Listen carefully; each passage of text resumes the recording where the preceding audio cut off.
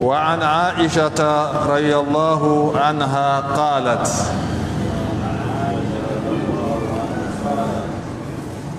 كان رسول الله صلى الله عليه وسلم يستفتح الصلاة بالتكبير والقراءة بالحمد لله رب العالمين.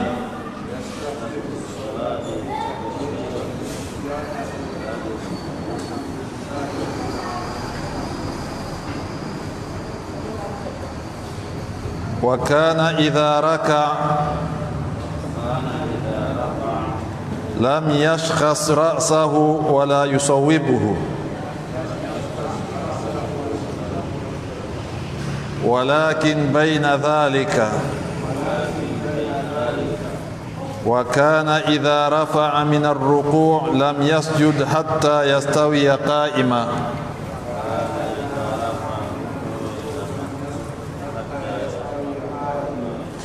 وإذا رفع رأسه من السجود لم يسجد حتى يستوي جالسا. وكان يقول في كل ركعتين التحية،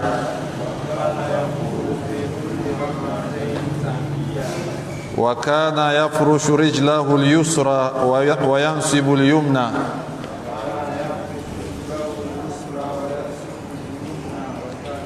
وكان ينهى عن عقبة الشيطان، وينهى أن يفترش الرجل ذراعيه افتراش السبع،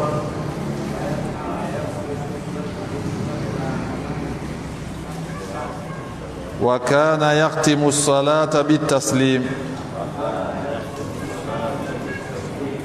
أخرجه مسلم وله علة. Imepokewa hadithi hii kutoka kwa Aisha, Allah mwiwe radhi, qalat, amesema, kana Rasulullah sallallahu alayhi wasallam, alikuwa mtume wa Allah, rehma na amani ziwe juu yake, yastaftihu salata bitakbir, anaifungua swala kwa takbira, والقراءة بالحمد لله رب العالمين، نقسم الحمد لله رب العالمين. وكان إذا ركع، نالكوا نبركو، لم يشخص رأسه، ainui kichwa chake, ولم يصوبه، wala hakizamishi mno kichwa chake, walakin baina dhalika, lakini alikuwa kichwa chake akikiweka katika kati ya hayo, hakiinui mno wala hakizamishi chini mno. Walakin baina dhalika, lakini kilikuwa kati ya hivyo viwili.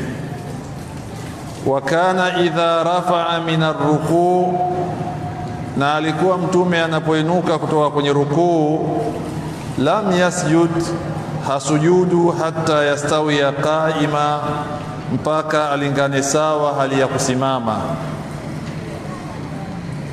Wa idha rafa'a ra'sahu min as-sujud, na anapoinua kichwa chake kutoka kwenye kusujudu, lam yasjud, hasujudu tena hatta yastawiya jalisan, mpaka alingane sawa hali ya kuwa amekaa. Wakana yaqulu fi kulli rak'ataini, na alikuwa mtume akisema katika kila rakaa mbili, at-tahiyya, akisoma hiyo tashahud, at-tahiyyatu al-mubarakatu was-salawatu wat-tayyibat, kila baada ya rakaa mbili. Maana yake kama ni swala ya rakaa 4 au ya rakaa 3, tahiyya zinakuwa ngapi? Zinakuwa 2. Kama swala ni ya rakaa 2, tahiyya inakuwa ngapi? Inakuwa 1. Lakini yeye wakana yaqulu fi kulli rak'ataini tahiyya, alikuwa akisema katika kila raka mbili tahiyya, maana yake tashahud, ile tahiyyatu mubarakatu wa tahiyyatu mubarakatu wassalawatu wattayyibatu lillah, kila baada ya raka mbili. Wa kana yaftarishu rijlahu al-yusra, na alikuwa akiutambaza na kuulaza mguu wake wa kushoto. Wa yansibu al-yumna, na akiusimamisha wa kulia kwenye kukaa. Tumeelewana? Tulieleza juzi hapa namna kikao cha kwanza na kikao cha pili. Kwa hiyo alikuwa anakalia mguu wake wa kushoto kwenye kikao cha kwanza na anausimamisha mguu wa kulia, lakini kwenye kikao cha mwisho ilikuwa anaulaza mguu wa kushoto na anakalia chini kwa kalio lake moja, alafu mguu wa kulia anafanyaje? Anausimamisha. Nafikiri tulieleza katika darasa zetu zilizopita.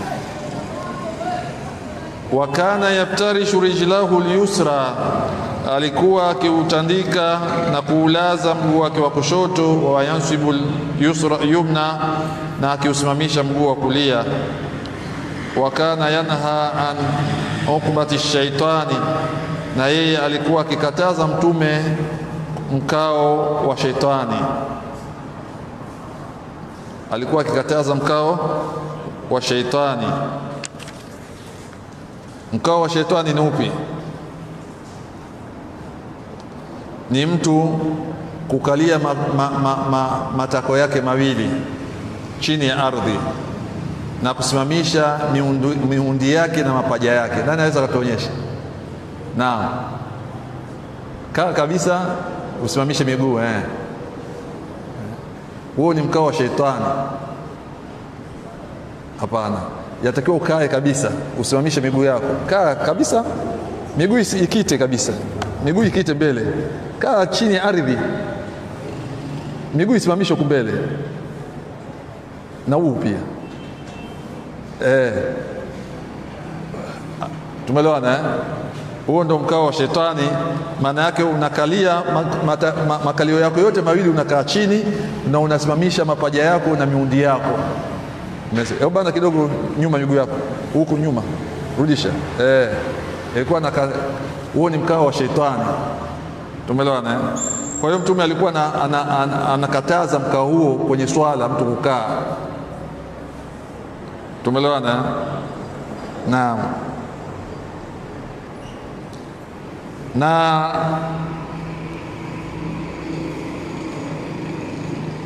bado hujamaliza shekhe, hujamaliza.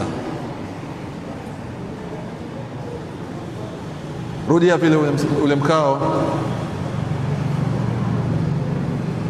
na mikono ikite mbele kwenye ardhi. Umeona? Na mikono akawa mtu anaikita kwenye ardhi kama vile mbwa. Kwa hiyo sio mkao mzuri katika kukaa. Naam, haya yatosha.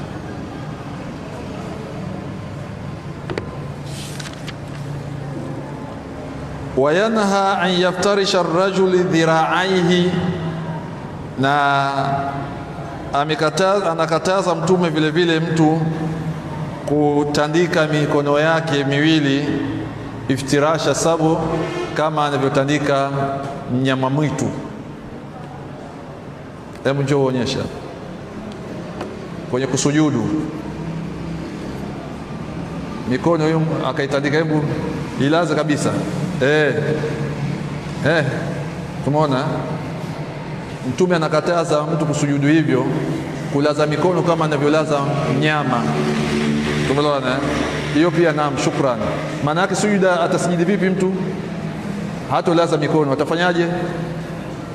Hiyo ndio inatakiwa sida, hiyo sio kulaza mikono. Wapo watu wa namna hiyo, wamo, chunguzeni mtawaona, lakini ni vizuri tukawaambia kwa njia nzuri ili wasifanye hivyo. Jazakallahu khair. Wayanha an yaftarisha ar-rajul, na amekataza Mtume kulaza mikono mtu, an yaftarisha ar-rajul dhira'aihi, mtu kulaza na kutambaza mikono yake, iftirasha sabu, kama anavyolaza na kutambaza mnyama mkali. Wa kana yaktimu salata bitaslim, na Mtume alikuwa akimaliza swala kwa salamu. Maana yake tumezungumza huko nyuma kwamba yaftatihu salatu bitakbir, kama utaona hiyo mwanzo wa hadithi. Mtume anafungua swala kwa takbir, takbiratul ihram. Maana yake akishafika pale sema kuswalia anaanza Allahu akbar, hiyo wanaita takbiratul ihram. Kwa hiyo anaposema vile mwenye kuswali tayari ameshaingia kwenye swala, ameifungua swala yake.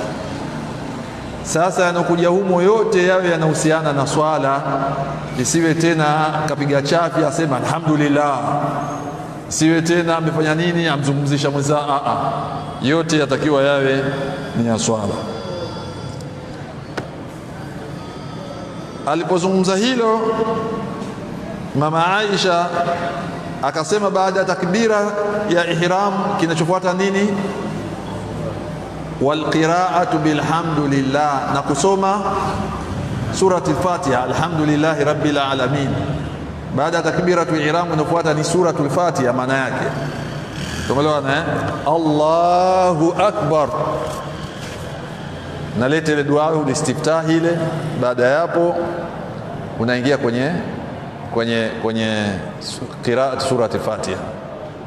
Bismillahir rahmanir rahim, alhamdulillahi rabbil alamin, arrahmanir rahim, maliki yawmiddin, mpaka mwisho. Wa kana idha raka lam yashkhas ra'sahu wa lam yusawwibuhu, na alikuwa mtume anaporukuu ainui kichwa chake mno wala hakizamishi kichwa chake mno. Tuonyeshe shekhe hapo, kichwa kisienuke sana wala kisiiname sana kwenye rukuu. Naam, hebu inua kichwa. Kuna wengine wafanya hivyo, au wazamisha sana. Hebu zamisha kichwa. Wengine wanazamisha sana. Bal baina dhalika, ilikuwa ni kati ya hapo. Mbona imenuka sana shekhe? Mbona umerudi kule kwenye kuinuka sana?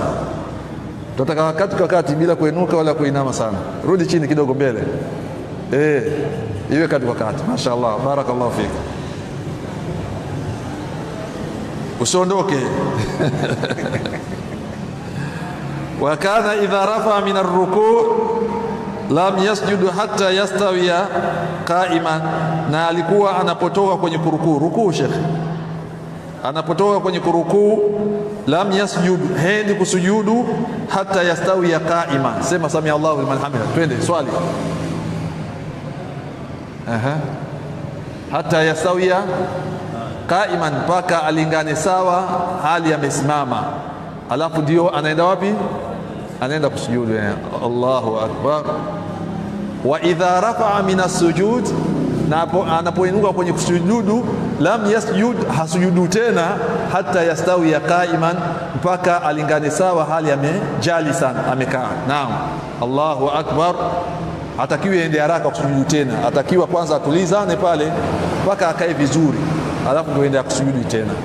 Naam, barakallahu fik. Maana yake tunajifunza kwenye swala tuwe na utaratibu, tusiwe na haraka.